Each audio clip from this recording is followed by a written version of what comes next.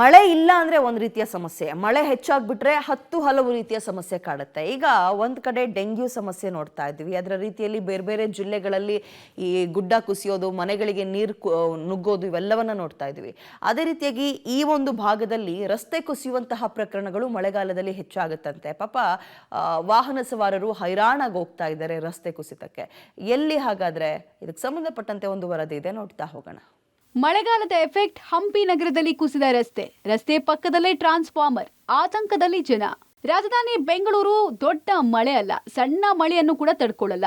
ಸಣ್ಣ ಪ್ರಮಾಣದ ಮಳೆಯೇ ನಗರದಲ್ಲಿ ದೊಡ್ಡ ಅವಾಂತಗಳನ್ನ ಸೃಷ್ಟಿ ಮಾಡಿಬಿಡುತ್ತೆ. ಇದಕ್ಕೆ ಸಾಕ್ಷಿ ಅನ್ನುವಂತೆ ಈ ಏರಿಯಾದಲ್ಲಿ ವಾಹನ ಸವಾರರಂತೂ ಜೀವ ಕೈಯಲ್ಲಿ ಹಿಡಿದು ಓಡಾಡೋ ಸ್ಥಿತಿ ನಿರ್ಮಾಣ ಆಗಿದೆ. ಎಸ್, ಇದು ಬೆಂಗಳೂರಿನ ಹಂಪಿ ನಗರದ ರಸ್ತೆ. ಕಳೆದ 4-5 ದಿನದ ಹಿಂದೆ ರಸ್ತೆಯೊಂದು ಕುಸಿದಿದೆ. ರಸ್ತೆಯ ಒಂದು ಭಾಗದಲ್ಲಿ ಕುಸಿತ ಕಂಡಿರೋದ್ರಿಂದ ಇಲ್ಲಿ ಓಡಾಡೋರಿಗೆ ಆತಂಕ ಶುರುವಾಗಿದೆ. ಪಕ್ಕದಲ್ಲಿ ಟ್ರಾನ್ಸ್ಫಾರ್ಮರ್ ಕೂಡ ಇದ್ದು, ರಸ್ತೆ ಕುಸಿತ ಹೆಚ್ಚಾದ್ರೆ ಟ್ರಾನ್ಸ್ಫಾರ್ಮರ್ ರಸ್ತೆಗೆ ಉರುಳು ಬರಬಹುದು ಅನ್ನೋ ಭೀತಿ ಇದೆ. ಈ ಭಾಗದಲ್ಲಿ ವಾಹನ ಸಂಚಾರ ಸಾಮಾನ್ಯವಾಗಿ ಹೆಚ್ಚಾಗೇ ಇದ್ದು, ದಿನ ಕಳೆದ ಹಾಗೆ ಈ ರಸ್ತೆ ಮತ್ತಷ್ಟು ಆಳಕ್ಕೆ ಕುಸಿಯೋ ಸಾಧ್ಯತೆ ಇದೆ. ಅಕಸ್ಮಾತ್ ಏನಾದರೂ ರಸ್ತೆ ಕುಸಿತ ಹೆಚ್ಚಾದ್ರೆ ಟ್ರಾನ್ಸ್ಫಾರ್ಮರ್ಗೂ ಕೂಡ ಅಪಾಯ ಆಗೋ ಸಾಧ್ಯತೆ ಇದೆ.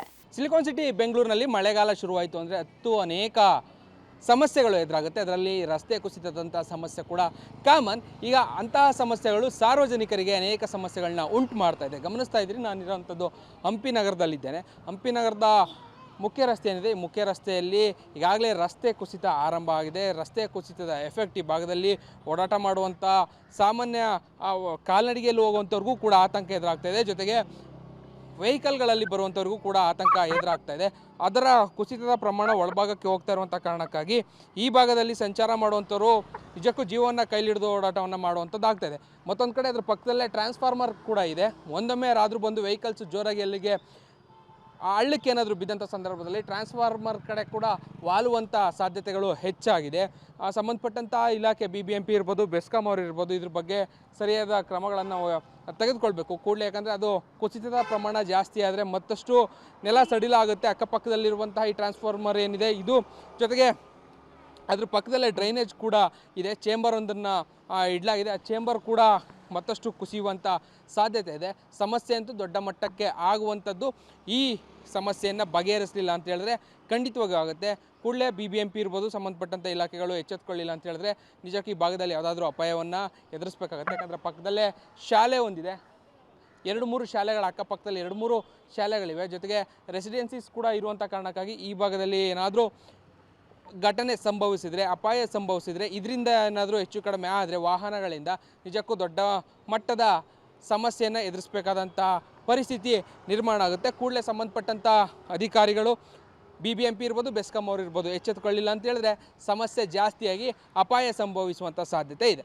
ಇನ್ನು ಈ ಗುಂಡಿ ಬಿದ್ದಿರುವ ರಸ್ತೆ ಪಕ್ಕದಲ್ಲೇ ಶಾಲೆ ಕೂಡ ಇದ್ದು, ನಿತ್ಯ ಅನೇಕ ಶಾಲಾ ವಾಹನಗಳು ಓಡಾಡುತ್ತೆ. ಗುಂಡಿ ಬಿದ್ದ ರಸ್ತೆ ಪಕ್ಕದಲ್ಲೇ ಟ್ರಾನ್ಸ್ಫಾರ್ಮರ್ ಕೂಡ ಇದ್ದು, ಶಾಲಾ ಮಕ್ಕಳಿಗೂ ತೊಂದರೆ ಆಗುತ್ತೆ ಅಂತಾರೆ ಇಲ್ಲಿನ ಸ್ಥಳೀಯರು. ಇಲ್ಲಿ ಒಂದು ಸ್ಕೂಲ್ ಇದೆ. ಇಲ್ಲಿ ಬೆಳಗ್ಗೆ ಟೈಮ್ ಸಿಕ್ಕಾಪಟ್ಟೆ ಟ್ರಾಫಿಕ್ ಜಾಮ್ ಆಗುತ್ತೆ. ಮಕ್ಕಳೆಲ್ಲ ತುಂಬ ಓಡಾಡ್ತದೆ, ಪೇರೆಂಟ್ಸ್ ಮಕ್ಕಳೆಲ್ಲ. ಹೆವಿ ವೆಹಿಕಲ್ ಬಂದಾಗ ಈ ಡ್ರೈನೇಜ್ ಬೇರೆ ಇದೆ.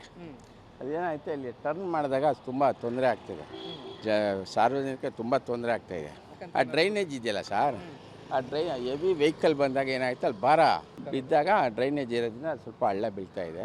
ನಾಳೆ ತೊಂದರೆ ಆಗುತ್ತೆ ಅಂತ ಕಾಣುತ್ತೆ. ಅದೇ ಸರ್, ಬೆಸ್ಕಾಂ ಅವರು ಬರ್ತಾರೆ. ಇಲ್ಲಿ ಮಳೆ ಬಂದಾಗ ಸ್ಪಾರ್ಕ್ ಆಗುತ್ತೆ, ಸಿಕ್ಕಾಪಟ್ಟೆ ಸೌಂಡ್ ಡಮ್ ಡಮ್ ಅಂತ ಸೌಂಡ್ ಬರುತ್ತೆ, ಸ್ಪಾರ್ಕ್ ಆಗುತ್ತೆ. ಅವಾಗ ಕರೆಂಟ್ ಪ್ರಾಬ್ಲಮ್ ಆಗುತ್ತೆ. ಈ ಕಡೆ ಎಲ್ಲ ತುಂಬ ಜನಕ್ಕೆ ತೊಂದರೆ ಆಗುತ್ತೆ ಇಲ್ಲಿ. ಒಟ್ಟಾರೆ ಮಳೆರಾಯ ಅಬ್ಬರಿಸ್ತಾ ಇರುವ ಮಧ್ಯೆ ಸಂಬಂಧಪಟ್ಟ BBMP ಅಧಿಕಾರಿಗಳು ಈ ಬಗ್ಗೆ ಕೂಡಲೇ ಎಚ್ಚೆತ್ತುಕೊಂಡು ಸರಿಪಡಿಸಬೇಕು. ಇಲ್ಲದೇ ಇದ್ರೆ ಹಂಪಿ ನಗರದ ಈ ರಸ್ತೆಯಲ್ಲಿ ಅಪಾಯ ಕಟ್ಟಿಟ್ಟ ಬುತ್ತಿ.